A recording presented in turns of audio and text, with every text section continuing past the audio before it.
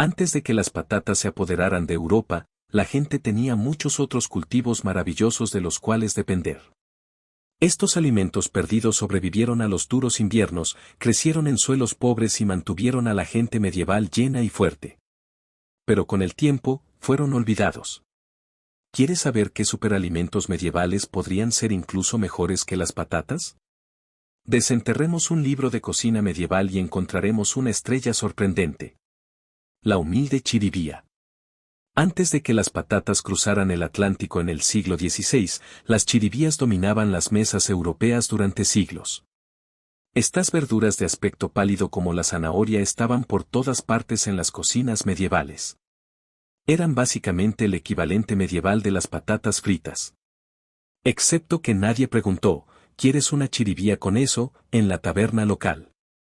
Los agricultores medievales cultivaban chiribías en carretas por una buena razón. A diferencia de las verduras modernas, que necesitan condiciones perfectas, las chiribías prosperaron en el duro clima europeo. Sobrevivieron a inviernos gélidos que matarían la mayoría de los cultivos, y de hecho se volvieron más dulces después de que las heladas los alcanzaron. Son el único alimento en la historia que mejora cuando te olvidas de él. A diferencia de ese guiso sobrante que se convierte en un experimento científico en el fondo de su refrigerador, el valor nutricional hizo que las chiribías fueran invaluables durante los duros inviernos. Una chiribía mediana contiene alrededor de 100 calorías y está repleta de fibra, vitamina C y potasio.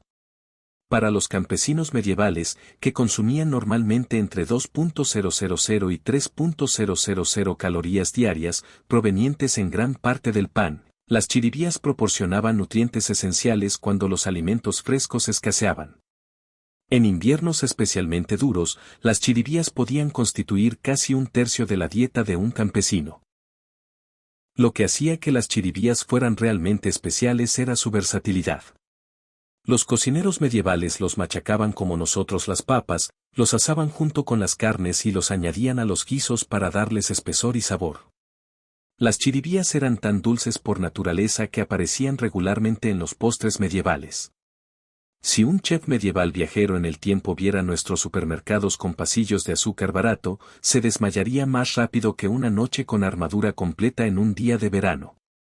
Aún más impresionante fue ver cómo las chiribías crecían en un suelo terrible. Las técnicas agrícolas medievales no eran precisamente avanzadas y los campos a menudo estaban escasos de nutrientes. Mientras otros cultivos fracasaban, las chiribías empujaban sus largas raíces pivotantes profundamente en el suelo, encontrando nutrientes donde otras plantas no podían llegar. Las chiribías eran básicamente las plantas superdotadas del mundo, y prosperaban en suelos tan malos que otras verduras presentarían quejas ante la administración medieval. Las chiribías eran tan importantes que aparecen en los registros fiscales medievales. En muchas regiones, los agricultores pagaban una parte de su cosecha de chiribía como impuesto a los señores o a la iglesia. No hay mejor manera de decir verdura importante que cuando el gobierno quiere una parte de las ganancias de tus cultivos de raíces. Los monasterios mantenían enormes campos de chiribías para alimentar a los pobres durante el invierno.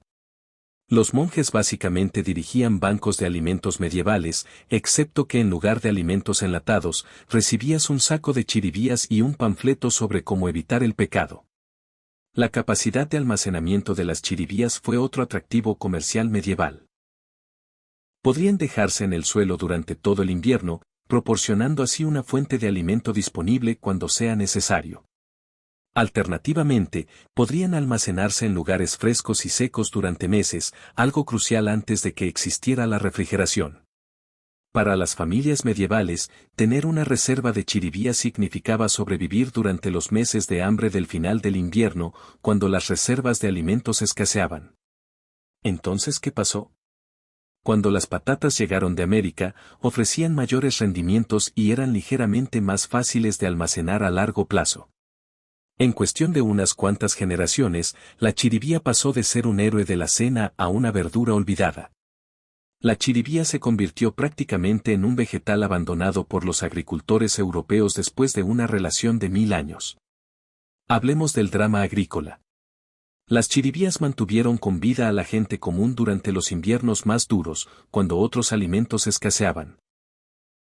Los agricultores medievales no tenían tiempo para preparaciones complicadas de verduras. Tenían que cavar fosos y evitar plagas. La personalidad sin drama de la chiribía la convertía en la comida rápida medieval perfecta. Tal vez deberíamos echar otro vistazo a lo que mantuvo alimentados a nuestros antepasados mucho antes de que las patatas llegaran a las costas europeas. El emer fue uno de los primeros cultivos que los humanos domesticaron, hace aproximadamente 10.000 años. En la época medieval ya había alimentado civilizaciones durante milenios. Los agricultores medievales no se limitaban a cultivar. Continuaban una tradición agrícola más antigua que la mayoría de los castillos, catedrales y árboles genealógicos de la realeza juntos. Lo que hizo que el trigo M fuera especial fue su increíble resistencia. Prosperó en suelos rocosos pobres que harían fracasar a las variedades modernas de trigo. A pesar de los arados de madera que apenas arañaban la superficie de la tierra y de los campos que rara vez recibían una fertilización adecuada, el trigo M producía cosechas confiables año tras año. El perfil nutricional del escanda era impresionante. Contiene aproximadamente un 30% más de proteínas que el trigo común, además de niveles más elevados de minerales como zinc, hierro y magnesio. El pan medieval elaborado con trigo M era denso, pesado y a menudo de color oscuro. Si se te cayera un pan de trigo escanda medieval sobre el pie, tendrías en tus manos una emergencia médica medieval. Este abundante pan era la base de la dieta medieval y representaba hasta el 70% de las calorías diarias de una persona promedio. El trigo espelta no solo era importante. Fue lo suficientemente vital como para iniciar disturbios cuando las cosechas fallaron. Los registros históricos documentan disturbios por el pan que estallaron cuando los suministros de granos escasearon o los precios subieron demasiado. La gente medieval tomaba los carbohidratos muy en serio. La escasez de pan causó más agitación social que un moderno corte de Internet. El grano era tan valioso que a menudo se utilizaba como moneda. Los campesinos con frecuencia pagaban sus impuestos a los señores en medidas de grano en lugar de monedas. Muchos monasterios y castillos mantenían reservas de grano lo suficientemente grandes como para alimentar a cientos de personas durante meses. Entonces, ¿por qué desapareció EMAD? A partir de finales del periodo medieval, el trigo común reemplazó gradualmente al escanda porque era más fácil de procesar. El amor tiene una cáscara dura que se adhiere firmemente a la fibra, por lo que se requieren pasos de procesamiento adicionales para eliminarla. A medida que la agricultura medieval se fue industrializando lentamente, el escanda cayó en desgracia a pesar de sus ventajas nutricionales y de resistencia. El pan medieval elaborado con espelta tenía un sabor complejo y no es que muchos historiadores de la alimentación consideran superior al pan de trigo moderno. El pan moderno parecería sospechosamente blando y soso a un campesino medieval. Probablemente asumirían que estás tratando de hacer pasar un pastel por pan. El trigo espelta proporcionaba el sustento diario que impulsaba todo, desde la construcción de catedrales hasta el arado de los campos. El pan denso y rico en proteínas dio a los trabajadores medievales la energía para construir las enormes estructuras que aún hoy admiramos.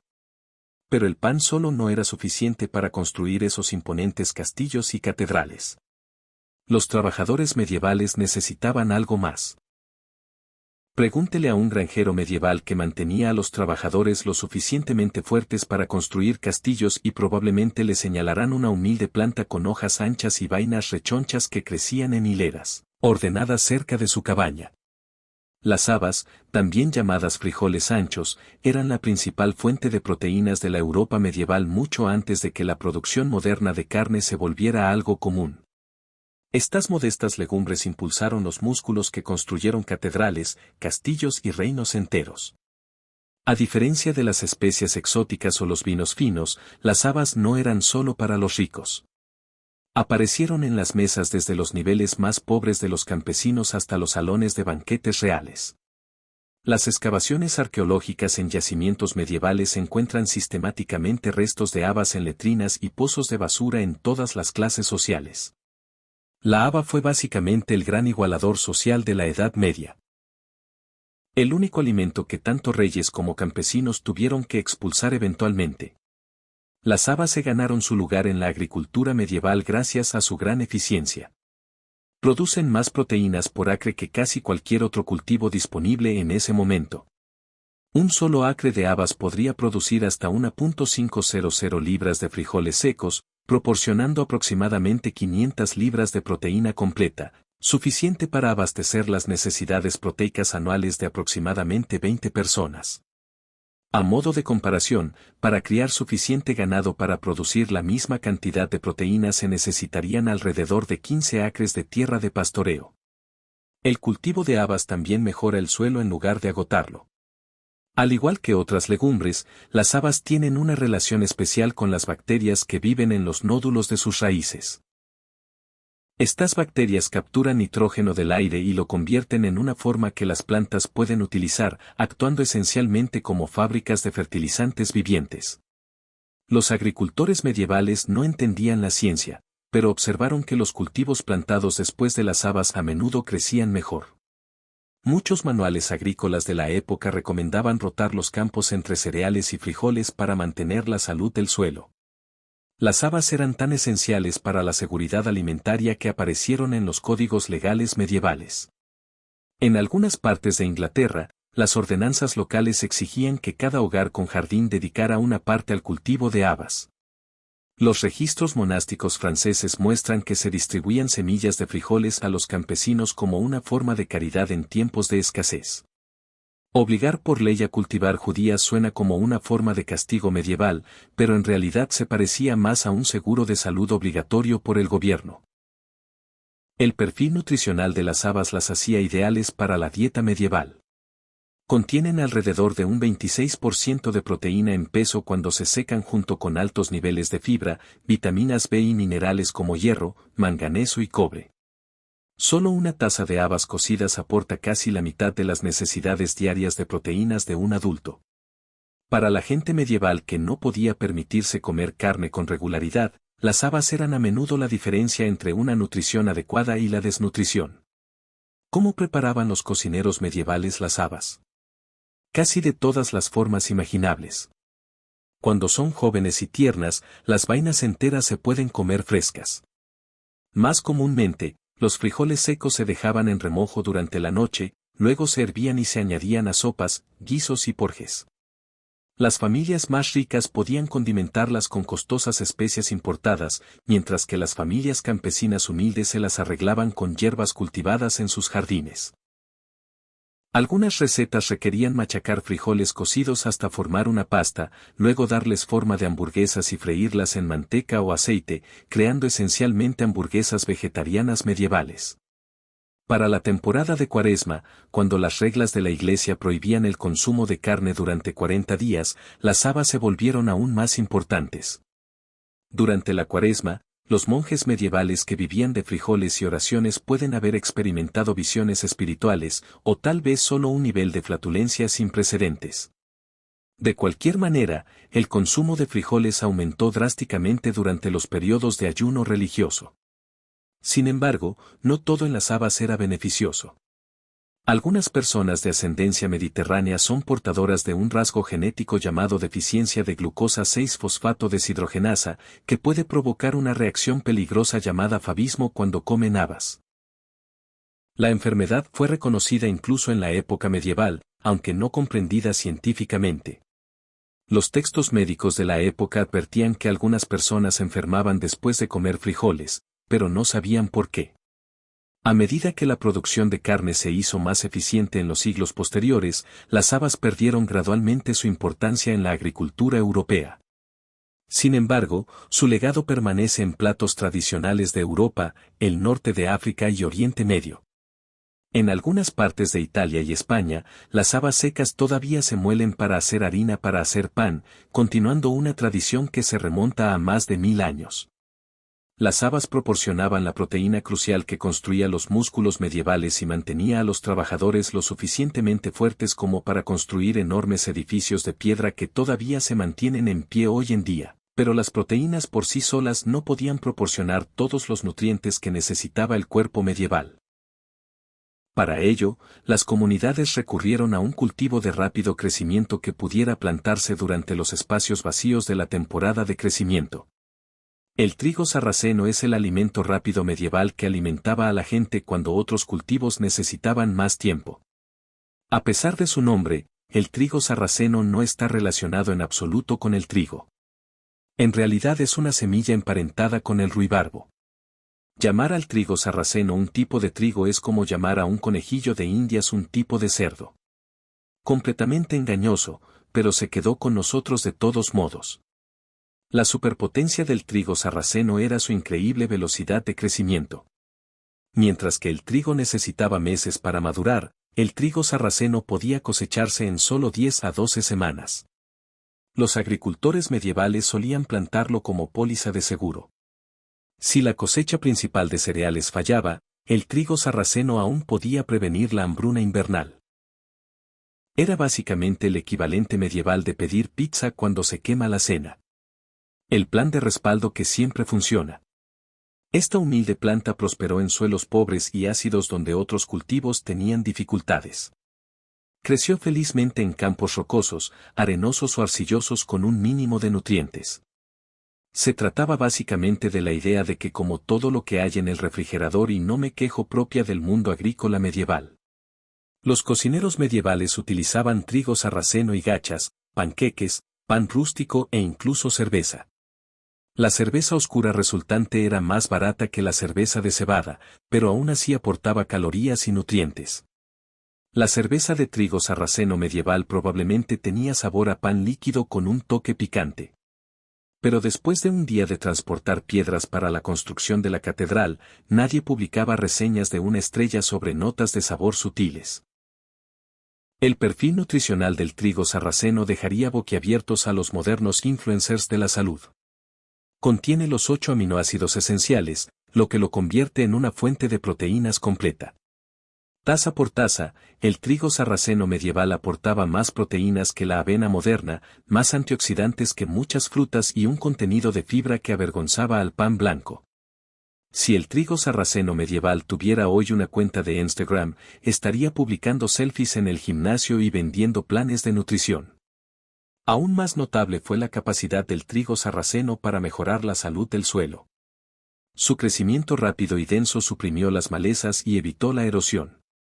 Sus raíces liberaron compuestos que hicieron que el fósforo estuviera más disponible para las futuras plantaciones. Los agricultores medievales no entendían la química, pero sabían que los campos donde había crecido trigo sarraceno producían mejores rendimientos en la temporada siguiente. El trigo sarraceno básicamente fertilizaba los campos y combatía las malas hierbas, al mismo tiempo que alimentaba a la gente. La multitarea medieval que hace que nuestros intentos de equilibrar la vida laboral y personal parezcan patéticos. Entonces, ¿por qué el trigo sarraceno cayó en desgracia? A medida que la agricultura se industrializó, los cultivos se valoraron en función de su rendimiento y su estabilidad de almacenamiento. El trigo, el maíz y el arroz se almacenan durante más tiempo y producen más calorías por acre. El trigo sarraceno fue esencialmente despedido de su trabajo como cultivo principal por ser demasiado peculiar e independiente. Cualidades que podrían hacer de él un compañero de trabajo interesante, pero que no encajan con la agricultura industrial. Hoy en día, el trigo sarraceno se vende a precios elevados como un superalimento, algo que desconcertaría a los agricultores medievales que lo veían como un humilde alimento de emergencia. Los campesinos medievales se sorprenderían al ver a profesionales urbanos pagando $15 por una pequeña bolsa de lo que alguna vez se consideró el plan de respaldo cuando no había mejores granos disponibles. ¿Cuánto estás pagando por la comida de emergencia? ¿Desapareció toda la comida real? Cuando llegaba el invierno y los alimentos frescos escaseaban, las comunidades medievales dependían de productos almacenados como el trigo sarraceno. Pero incluso en los meses más duros, encontraron formas de complementar su dieta con verduras abundantes que pudieran soportar las heladas y la nieve. El Birkenhenry tiene hojas triangulares de color verde oscuro en forma de flecha que se parecen un poco a las espinacas. A diferencia de sus primos modernos, podría sobrevivir a las brutales condiciones invernales. Las heladas que matarían la mayoría de las verduras simplemente no pudieron derrotarla. Los inviernos medievales eran duros, pero esta planta era más resistente. Como ese vecino que usa pantalones cortos todo el año, sin importar el clima. El nombre Göttinghenry probablemente proviene de una corrupción de Götterheinrich en alemán, en referencia a los espíritus domésticos que se creía que ayudaban en el hogar, apropiado para una planta que parecía aparecer mágicamente justo cuando la gente más la necesitaba. Lo que hizo que Göttinghenry fuera realmente especial fue su versatilidad. Los brotes tiernos se pueden cosechar a principios de la primavera y preparar como espárragos. Las hojas tiernas se utilizaban en sopas, guisos y mezclas de relleno medievales. Las semillas incluso podrían molerse y agregarse a la harina para hacer pan en épocas de extrema escasez. En términos nutricionales, el buen rey Enrique era una potencia. Rico en vitaminas A y C, aportaba nutrientes cruciales cuando el escorbuto amenazaba la salud invernal. Las hojas contenían cantidades significativas de hierro, calcio y potasio, todos ellos minerales vitales que a menudo faltan en la limitada dieta invernal a base de pan y carnes en conserva. Los hogares medievales no cultivaban buenos vegetales ni organizaban hileras como las verduras modernas. En lugar de ello, lo alentaron a crecer en zonas semisilvestres cerca de sus casas. Protegerían partes de la planta y esparcirían sus semillas en lugares convenientes donde pudiera prosperar con un cuidado mínimo. Era esencialmente una preparación de comida medieval. Configúrelo una vez y luego olvídese de él hasta la hora de la cena. Una vez establecido, el buen rey Enrique regresaría año tras año sin replantar. Se sabe que algunas manchas han sobrevivido durante décadas, alimentando a múltiples generaciones de la misma familia. Incluso en los años en que las cosechas anuales fracasaron debido al mal tiempo o a la inestabilidad política, el buen rey Enrique seguiría pareciendo tan confiable como las estaciones mismas. A pesar de su popularidad medieval, el buen rey Enrique casi desapareció por completo de nuestras dietas en el siglo XIX. A medida que la agricultura se volvió más comercializada, las verduras fueron cada vez más valoradas por su rendimiento, capacidad de almacenamiento y uniformidad, cualidades de las que carecía esta planta silvestre.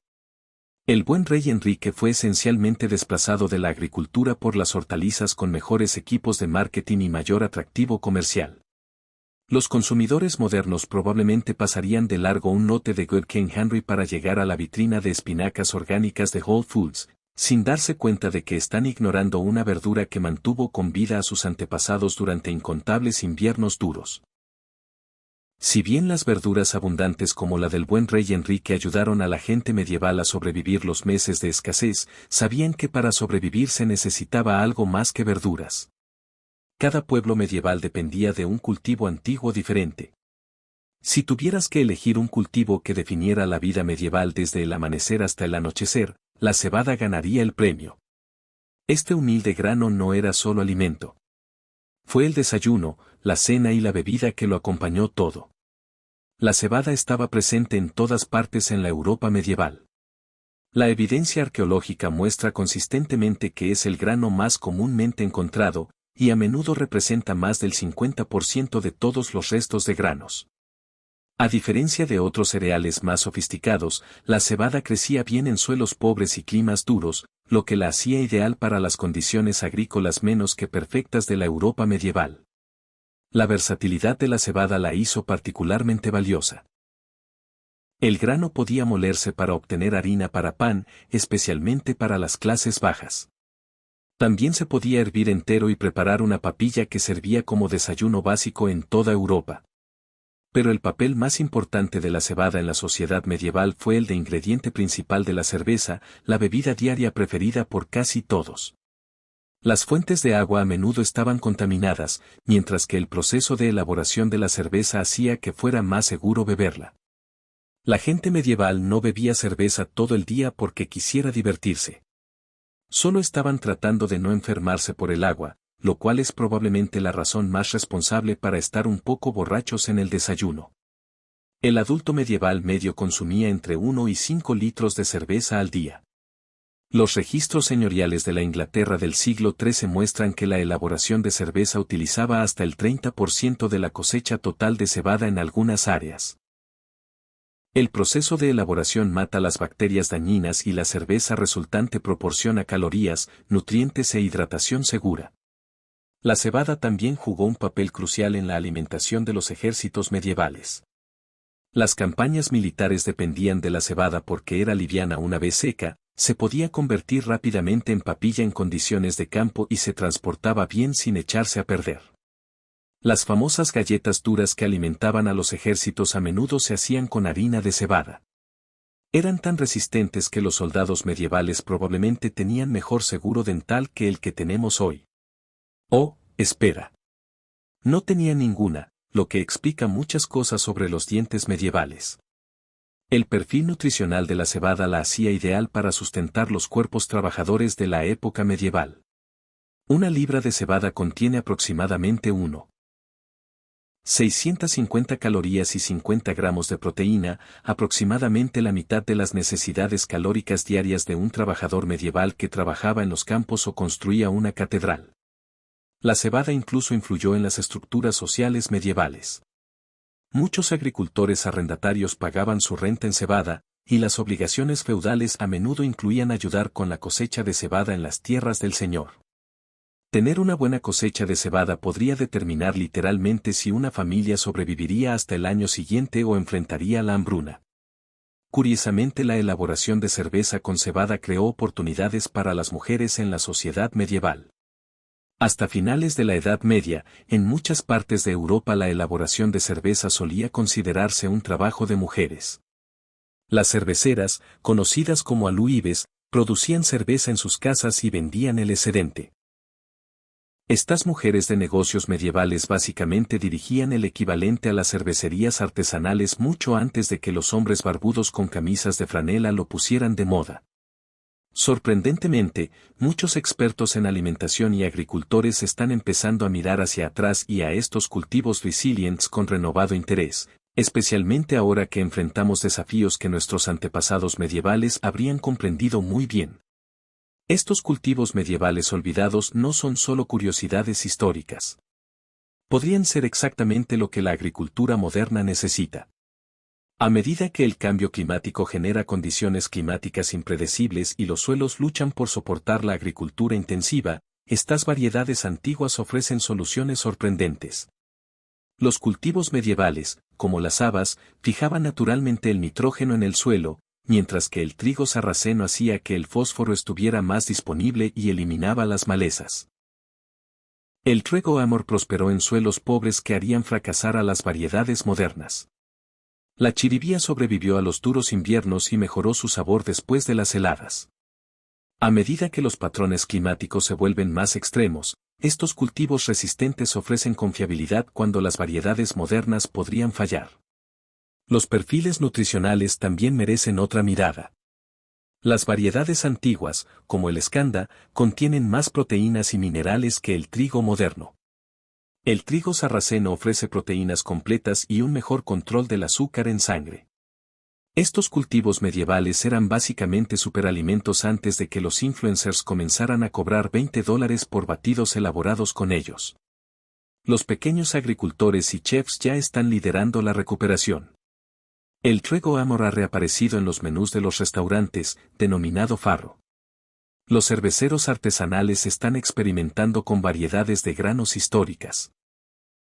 Los expertos en seguridad alimentaria señalan estos cultivos olvidados como herramientas importantes para la diversidad agrícola. Los campesinos medievales probablemente se confundirían al ver que sus alimentos de supervivencia se rebautizan como artículos de lujo, pero definitivamente aprecian la ironía de que la gente rica descubra de repente lo que mantuvo con vida a la gente pobre durante siglos. Tal vez sea hora de que aprendamos de la sabiduría práctica de los agricultores medievales que lograron alimentar a las poblaciones sin combustibles fósiles, fertilizantes químicos o cadenas de suministro globales.